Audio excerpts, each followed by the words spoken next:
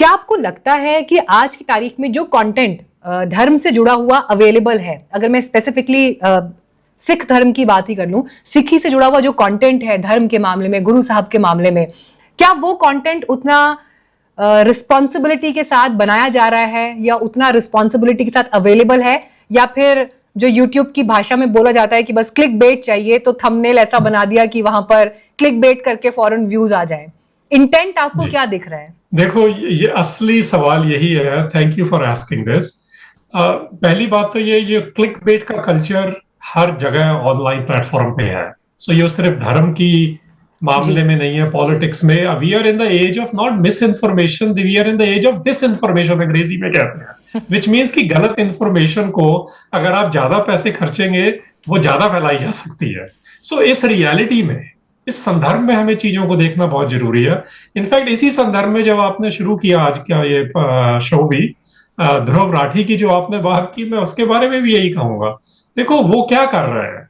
उसने कहा कि मैं पहली बार एआई को यूज करके ये कर रहा हूं, मैंने सुना वो उसने, लेकिन एआई फिर क्या करती है? जो पब्लिकली अवेलेबल डेटा है ना, जो जितना भी किसी किताब से है या किसी के लेक्चर से है, वो इकट्ठा करके उसको पैकेज कर देती है जिस तरीके से आप देखना चाहते हैं, समझना चाहते हैं या सुनना चाहते हैं।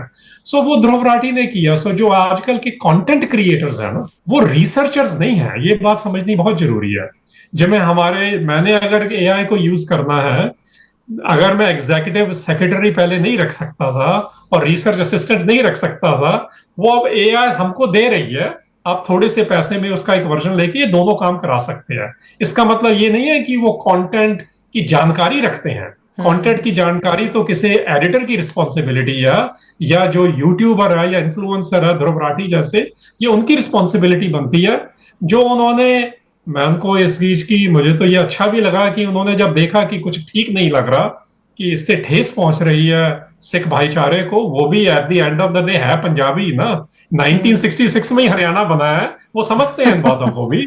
मैं उसको ऐसे नेगेटिव नहीं लेता चीजों को, बट उन्होंने फिर उसको रिमूव भी कर दिया। सो आए मुद्दे वाला आए, अगर देखो बात ये है कि जो कंटेंट की दुनिया है ना, वहां किताबें, आज छोड़ो मेरी जनरेशन से वक्त भी किताबें कम पढ़ी जा रही थी। मुझे याद है मैं दिल्ली में डी के पब्लिशर को बस जाता था, उनसे पूछता था किताबें बिक रही हैं सिखों की भी? कहते नहीं बिक रही। 20 साल पहले वो मुझे कहने लगे कि नहीं, बिकनियां शुरू हो गई, बस पता नहीं पढ़ रहे हैं कि नहीं। सो देखो, ये आज का मुद्दा नहीं है सिर्फ, ये हर वक्त हर जनरेशन में होता है। ये इश्यू है टेक्नोलॉजी का। नई टेक्नोलॉजी आ गई है, टेक्नोलॉजी चेंज होती रहती है। गुरु काल में टेक्नोलॉजी पेपर था, सो उन्होंने पेपर को यूज किया, पेपर को और स्याही को यूज करके बड़ा कुछ और भी लिखा गया ना। इश्यू है कि जो पढ़ना चाहता है, जो सुनना चाहता है, टेक्नोलॉजी एक पोटेंशियल है, वो जिम्मेवारी से अगर सुनाए, जिम्मेवारी से उसको अक्यूमुलेट करे। इसमें एथिक्स के क्वेश्चन बड़े बड़े अभी आएंगे, ये भी हमारे सामने आ रहा है। प्रॉब्लम यहाँ खड़ी हो गई है कि टेक्नोलॉजी यूज करनी है नहीं करनी, ये नहीं है का मुद्दा, वो तो होगी यूज, हर जमाने में होगी, हर जनरेशन में होती है। इश्यू है कि उसको रिस्पॉन्सिबली कैसे यूज करना है, स्पेशली नोइंग कि अब डिसइंफॉर्मेशन की एज ज्यादा है इस वक्त।